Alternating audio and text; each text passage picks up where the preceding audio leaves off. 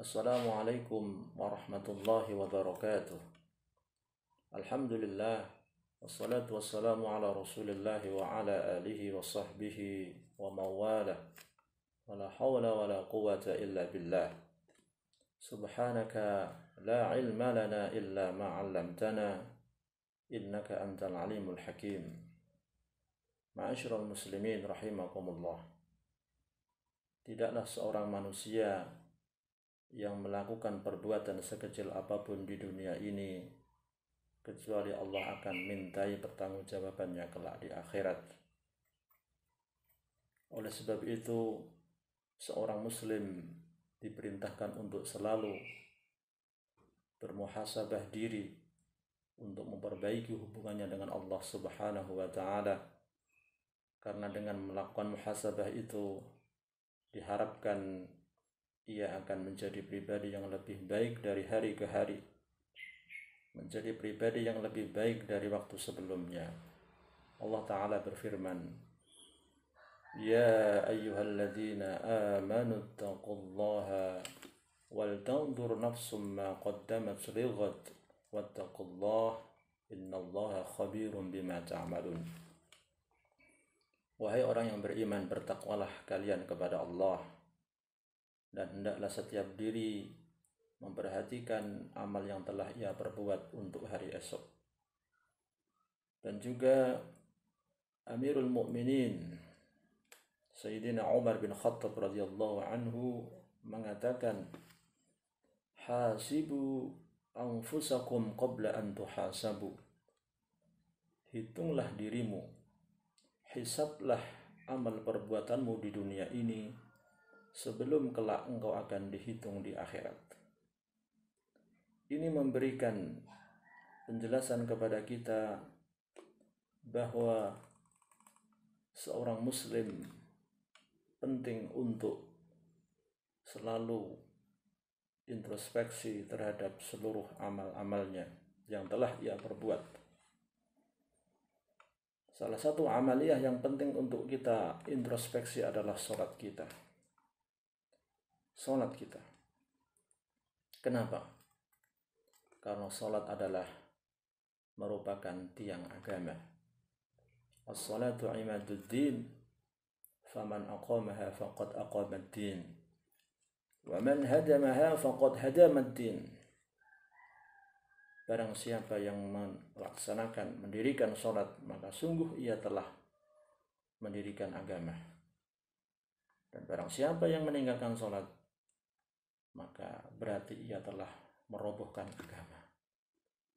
Alasan kedua, kenapa kita penting untuk selalu mengevaluasi sholat kita adalah karena sholat merupakan wasiat terakhir dari baginda Rasulullah Muhammad SAW. Diriwayatkan dari Ummu Salamah, karena min akhir wasiyati Rasulullah sallallahu alaihi wasallam as-salah thumma ma malakat aymanukum. Ini menunjukkan bahwa salat merupakan ibadah yang berbeda dengan ibadah yang lain. Kalau ibadah haji hanya Allah wajibkan bagi hambanya yang mampu untuk melaksanakannya, baik mampu secara finansial dan mampu secara kesehatan dan kondisi untuk bisa datang ke Baitullah.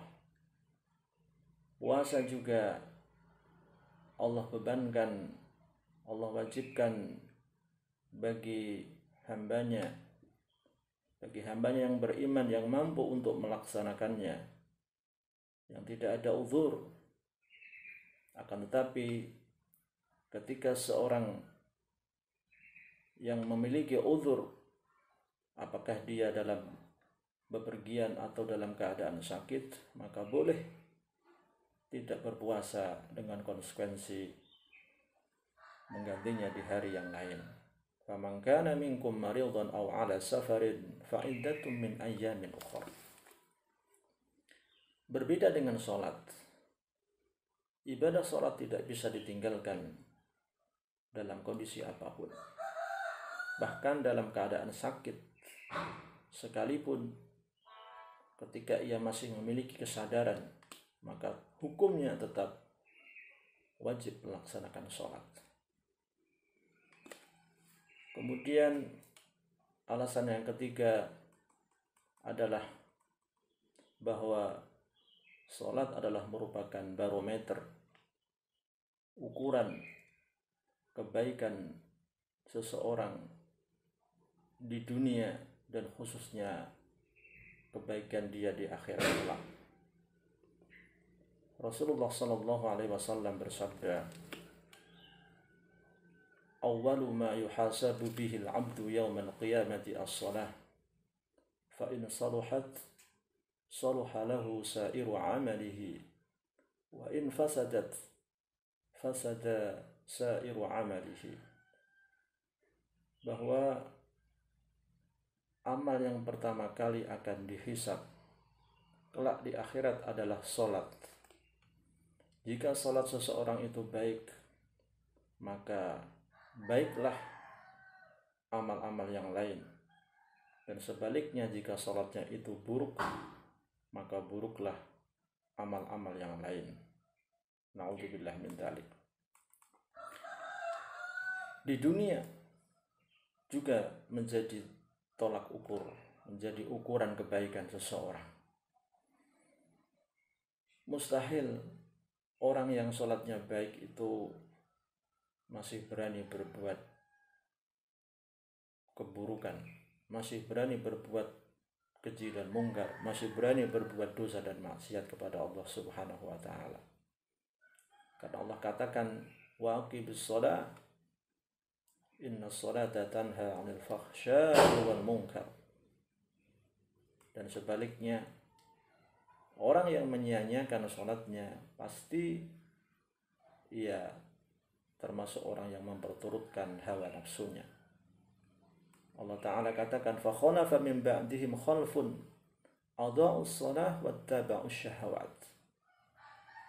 Dan kami ganti generasi setelah mereka, yaitu orang-orang yang melalaikan sholatnya dan memperturutkan hawa nafsunya.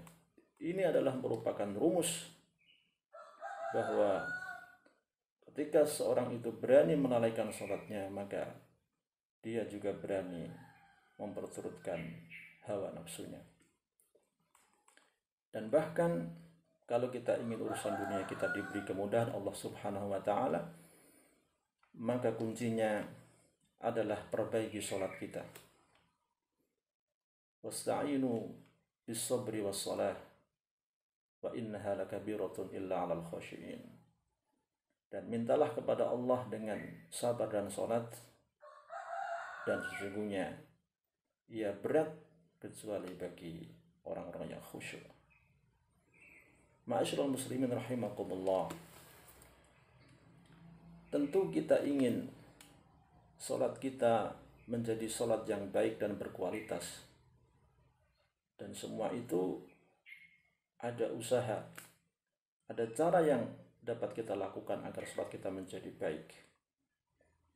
Di antara usaha untuk memperbaiki sholat kita adalah yang pertama, kita perbaiki wudhu kita. Karena wudhu merupakan syarat sahnya diterima sholat kita. Ketika wudhu kita baik, maka akan menjadikan sholat kita menjadi baik. Yang kedua adalah kita perbaiki sholat kita dalam hal pelaksanaannya. Sholat tepat pada waktunya. Dan juga yang ketiga, kita berusaha untuk khusyuk dalam melaksanakan sholat itu. Qad aflahal mu'minun alladzina hum fi sholatihim khashi'un. Sungguh beruntung orang-orang yang beriman, yaitu mereka yang khusyuk di dalam sholatnya. Setelah kita berusaha untuk khusyuk dalam sholat, maka usaha untuk memperbaiki sholat kita adalah kita biasakan untuk melaksanakan sholat, terutama sholat fardu, dengan cara berjamaah. Kemudian kita juga jangan sampai hanya melaksanakan ibadah sholat yang wajib saja. Setelah ibadah yang wajib kita lakukan, maka yang tidak kalah penting adalah kita tambahi, kita laksanakan juga ibadah atau sholat sunnah-sunnah, karena ibadah sunnah itu dapat menyempurnakan ibadah yang wajib.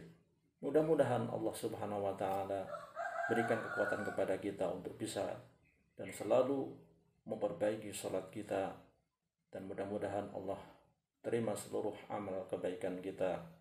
Amin ya rabbal alamin. Hadanallahu wa iyyakum ajma'in. Assalamualaikum warahmatullahi wabarakatuh.